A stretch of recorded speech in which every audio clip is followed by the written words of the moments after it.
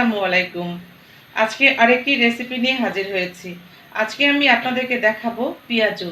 পেঁয়াজু আমরা সবাই বানাতে পারি, তবে আজকে আমি কিভাবে পেঁয়াজু বানাই সেটা আপনাদের সাথে শেয়ার করব। আমি এখানে মসুরের ডাল আর খেসারির ডাল একসাথে ভিজিয়ে রেখে ব্লেন্ডারে ব্লেন্ডও করতে পারেন, আমি অবশ্য পাটায় বেটে নিয়েছি। আর লাগছে হলুদের গুঁড়ো, মরিচের গুঁড়ো, পেঁয়াজ কুচি, ধনে পাতা, পুদিনা পাতা, কাঁচামরিচ কুচি, রসুন বাটা, লবণ, আর লাগছে চালের গুঁড়ো, আর ভাজার জন্য লাগছে তেল। তো প্রথমে আমাকে কি করতে হবে, আমি প্রথমে পেঁয়াজের সাথে কাঁচামরিচ, ধনে পাতা, পুদিনা পাতা, লবণ একত্রে ভালো করে মেখে নেব। ঠিক এভাবে ভালো করে মেখে নিব। আমার এই রেসিপিটি যদি আপনাদের ভালো লাগে তাহলে অবশ্যই আমার চ্যানেলটি সাবস্ক্রাইব করুন, লাইক কমেন্ট শেয়ার করে আমার পাশে থাকুন, আর পাশে থাকা বেল বাটনটি অবশ্যই ক্লিক করবেন যাতে নতুন নতুন ভিডিও আপলোড দেওয়া মাত্রই আপনারা নোটিফিকেশন পেয়ে যান।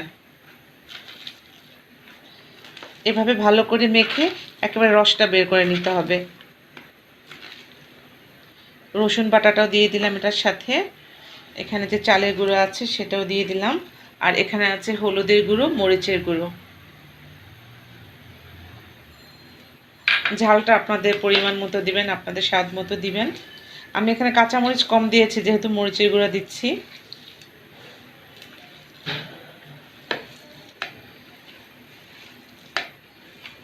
এভাবে মেখে নিলে কি হয়, ডালের সাথে খুব ভালো করে পুরো মশলাটা মেখে যায়।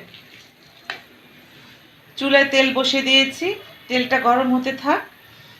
এখন আমি এই যে পেঁয়াজটা মেখেছি এটা এখন আমি ডালের সাথে মিশিয়ে দেব।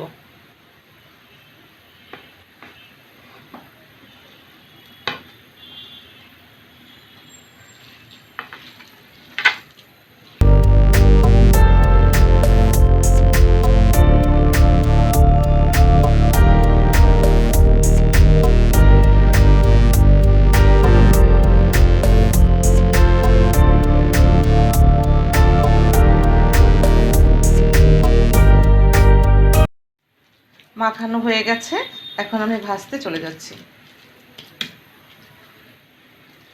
এখন ডালটাকে একটা শেপে এনে আমি তেলের মধ্যে দিয়ে দিচ্ছি।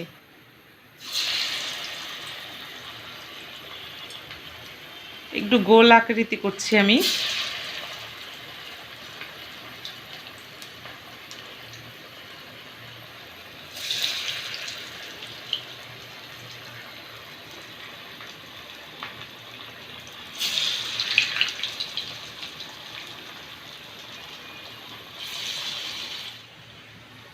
পেঁয়াজু ভাজার সময় চুলার জালটাকে মিডিয়াম আঁচে রাখতে হবে।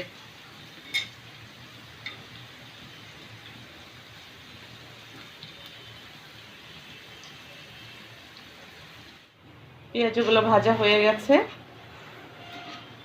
তো হয়ে গেল আমার মুচমুচে পেঁয়াজু। সবাইকে শুভেচ্ছা, ভালো থাকবেন, আল্লাহ হাফেজ।